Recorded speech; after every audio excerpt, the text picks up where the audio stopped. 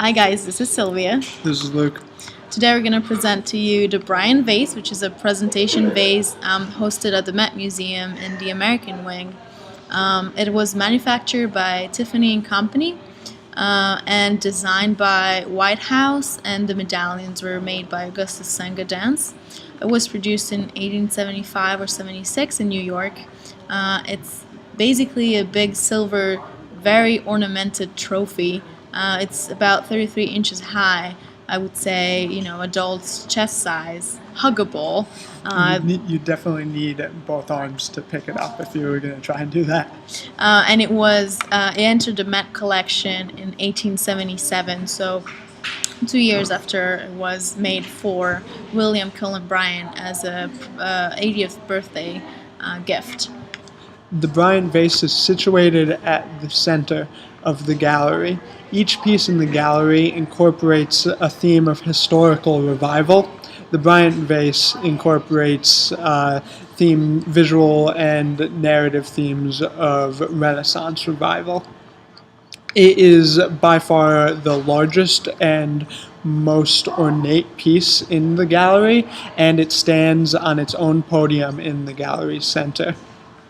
The gallery almost seems to be modeled around the Bryant Vase, as opposed to the Bryant Vase being just another piece in the gallery, which would make sense because the Bryant Vase was actually the first piece of American decorative silver acquired by the Metropolitan Museum of Art. Most of the pieces in the gallery are decorative silver and glass pieces by Tiffany and Co.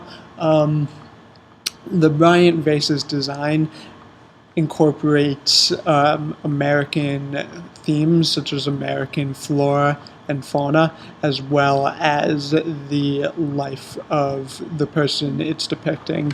So this is a silver vase with a stepped rectangular base, and it is heavily decorated with woodland and flower motifs that consist of water lily pad, reeds, corn, violets, wheat, and even waterbird. The lower part of the bowl of the vase exhibits ornamentation that is illustrative of American products of the field like cotton and Indian corn. Some of our symbols are also the primrose and ivy that are significant of youth and old age.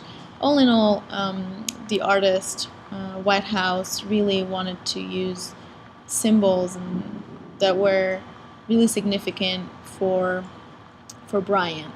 The artist that did the medallions, Saint-Gaudens, also wanted to make sure that they're related to Bryant symbolically and because of his life achievements.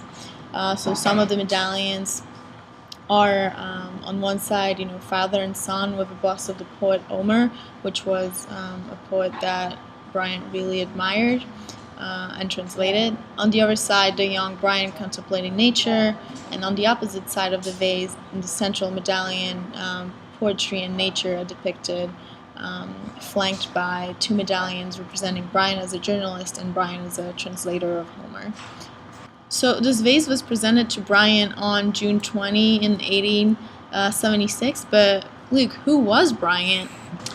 Glad you asked, because Bryant, if you tried to write a more quintessential origin story for an American hero than Bryant, you probably wouldn't be able to. He was born in a log cabin. His family was one of family can be traced back to one of the families that came over on the Mayflower. He studied law in Worthington and Bridgewater, Massachusetts, where he walked to and from school 7 miles each way, uphill both ways, to get to school every morning. He became a successful lawyer, but eventually quit law to focus on his poetry career and to become an editor of several New York magazines, which gave him a platform for his politically progressive viewpoints at the time. Oh, and Luke, you forgot to mention one thing. The Bryant Park in New York was actually named after this William Cullen Bryant. We'll do our next animation on Bryant Park then, I guess. All right, deal.